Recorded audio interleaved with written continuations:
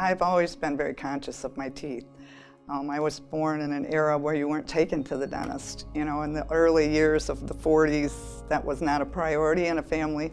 So I have been fighting to keep my teeth for a long time. First, one bridge on one side broke, and then the bridge on the other side broke. So basically, it was like both sides of the back of my mouth.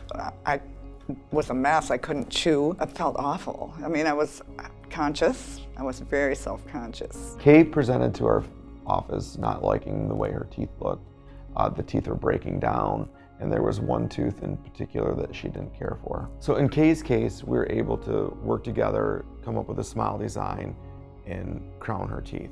When I first came into the office, everyone was so kind and so considerate. I was kind of freaking out because of the broken bridge, and they were so good to me when I came in here. They were all so wonderful. They make you feel everything's going to be okay. Dr. Ackley has always made me feel so comfortable. Every time I've come, I've just felt very comfortable and very relaxed. He gives options. That's what I like too. He gives me a lot of options. He totally leaves it up to me. He's very good at working together with his patient as far as making sure that they understand and they know what's going to go on or what needs to be done. You know, he's just always so flexible and so good about letting you know options that you have.